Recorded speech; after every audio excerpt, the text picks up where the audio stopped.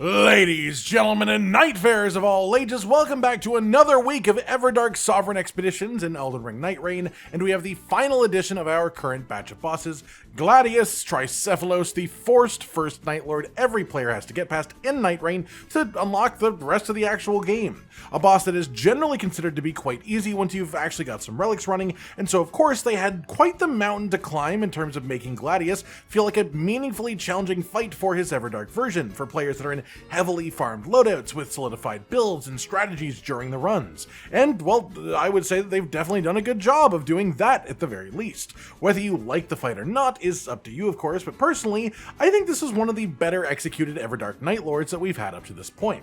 First up then, let's start off by talking about what has changed for this version of the boss, any moveset changes and how to deal with them. Starting off then, when the fight begins, he will be 3 dogs instead of 1. Meaning that like pretty much every Everdark boss, he starts directly in what used to be the second phase of his original fight. He will then stay as 3 dogs until you get them to around 70% health. At that point, a new phase of the fight will begin. He will reform into 1 main dog and shoot a bunch of fire straight down, engulfing the area around him in flames for a number of seconds, so I heavily recommend backing up for a moment while this is happening. He then enters his new form, his new state. He's got 3 like glowing fire masks on his head, and the sword itself becomes a lot hotter too, and from here his moveset gets a lot more agile. He's got this like back and forth clothesline attack with the sword where he will dash past you doing damage the whole way, then dash back, and this leaves a little field of fire on the ground under it too. This isn't too bad to dodge through, but always remember to dodge through the attack rather than away from it, and try to get out of the radius of the fire on the ground too. And of course, always be ready for the second swipe to come after you dodge the first, as he always does too. He usually does that to start the new phase, and it is almost always followed by his new big super attack combo, which he can also just use later on when he feels like it. This is 2 sweeping strikes using the sword on a chain, which also have aftershock explosions they leave on the ground, with lines that show where is going to be dangerous and where is going to be safe. He then lifts the sword up into the sky and sort of channels into it, and after a moment he will slam the sword back into the ground, and then after a very short delay there will be an absolutely massive explosion. The best counter to this is running away, as the further away you are, the easier it is to find these safe spots, as there are safe spots on every one of these attacks and the explosions. You just have to look at the ground, and ideally be sprinting already when it happens so that it only takes minor adjustments to get out of the area. Outside of that, if outranging it isn't an option in the moment, you have to either dodge it on time with your iframes, or you can just try to straight up guard it, as that is an option. Aside from that, he also has some combo extensions on his regular sword moves, one of the combos being a sliding sweep with the sword, then a second sweep, followed by a plunge into the ground that explodes, but now he will follow up that further with a dragging line around him, which then explodes as well, and then firing out a line of explosions forward like a cone version of the Blasphemous Blade weapon skill. So if you see him start doing this, you generally want to either try and outrange him and run away, or dodge inward so you are closer to him. While you are close to him, the only really hard part to this to dodge is the exploding circle that is the 4th hit of the combo. The rest is just literally running in a circle around him and dodging at the right times. He will also do the forward cone of explosions as its own separate combo, where he will do 3 of these cone explosions in a row.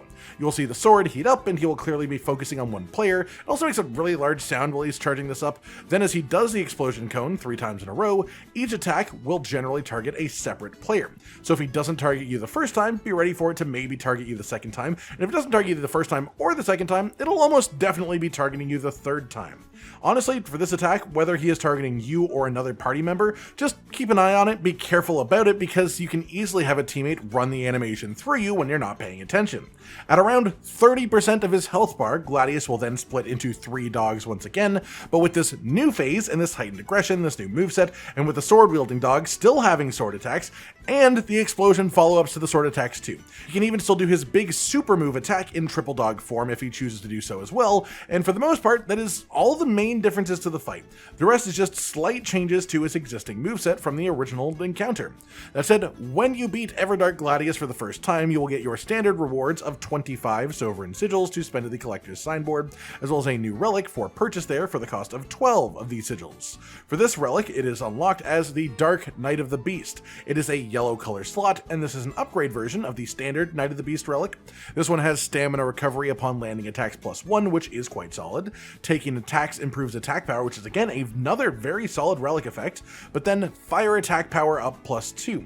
This one is fine if you are planning to use fire, like if you're going into a fire weak Night Lord, this isn't terrible to bring, but there are simply better uses of a relic slot than that specific effect. And the other two effects are good, but they can be found on randomly rolled relics. They aren't exclusive to this, so while this may have use for some people in some situations, there are randomly rolled relics that can easily be better than this, which does limit its usability long term, which isn't really what you want to hear about an Everdark Sovereign exclusive relic. Moving on then, let's talk about how to beat Everdark Gladius and any tips that I have to do so.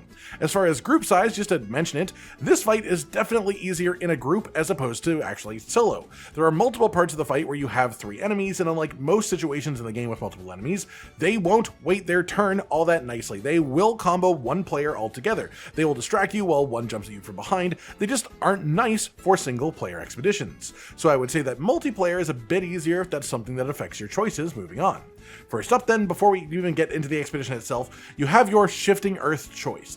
And as this one doesn't have any particular benefits from something like the mountaintop or from the rotting woods, and it has an active negative for the crater, as the crater does drop a lot of fire weapons, which he is resistant to, the best choice then this week is going to be Noclateo, which is pretty much the standard effective choice outside of specific Night Lord weakness countering. It has lots of dormant powers to collect, it has free weapons, it has a guaranteed legendary from Estelle, there's a bonus life which can help a lot in the actual Night Lord fight itself from the power itself of Noclateo, and then there's a weapon duplication station as well, which lets you duplicate any powerful weapon counter that you find. So let's say that you find like a legendary holy weapon, you can duplicate it and either power stance them yourself, which is more effective, or you can share it with another party member so that 2 of you have counters to the Night Lord, and then they could also duplicate that same weapon and make one for your third party member if they're using the same weapon type too. Noclateo is just fantastic all around, really. As far as Gladius' weaknesses and resistances, he is slightly weak to piercing damage, but only a little bit, so any melee will do really. And then for affinities, he's quite weak to holy, 35% negative damage negation, so if you can get holy on your weapon, or get things like holy spells for Revenant or Recluse, that would be very strong as well. The only thing that is actively bad to use against him though is fire, as he has straight up 50% fire damage negation, which is essentially just half damage taken from fire damage. For recommended Nightfarers then, with that in mind, as well as his moveset changes and the general flow of the fight, Raider feels great as usual. He has access to some pretty good holy weapons within his general drop pool.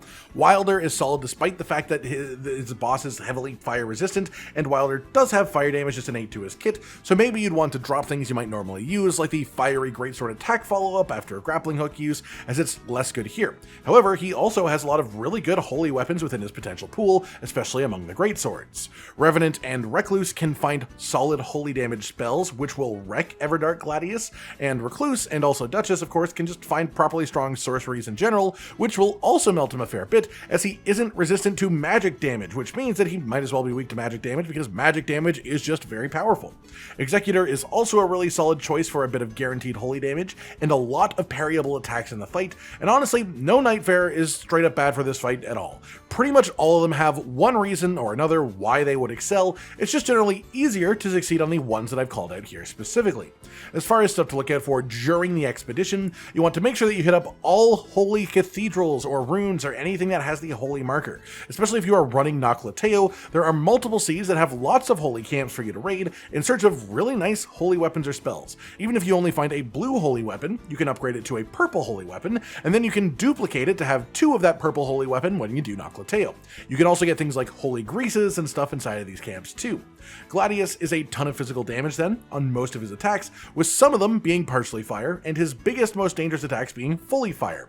So both physical and fire damage negation are great as passives. I would probably lean a little bit more towards fire though if you can, as the fire attacks are generally harder to dodge and are more likely to one-shot you.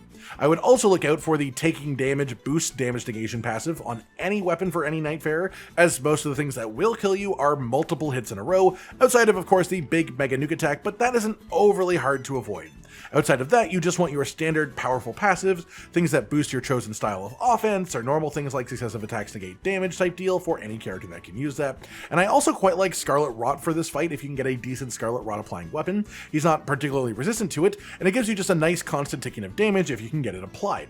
That just about does it for today, and everyone, a quick guide to Everdark Gladius after his arrival last night into the game. And I'm honestly quite a fan of this fight. It's a little bit chaotic for sure, and the split dog's face isn't easy even with 3 players, but it's got that right balance of challenging but still killable that makes it an actually fun fight. And I also just enjoy the concepts of the changes they've chosen, and the way that they made him a bit more of a boss without taking it too far the other direction and turning him into too much of a brick wall.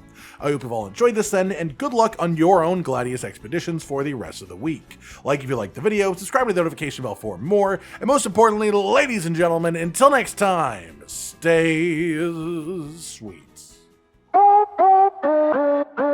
Josh, Cotton, and Hollow with the videos, dropping the humor like a hammer on your tippy toes, bringing entertainment on a daily arrangement to take our insanity and turn it into entertainment. Yes, I said entertainment twice, to reiterate that it is nice to look into your faces on a mostly daily basis when you let us in your homes to make the whole world our stage. Goodbye.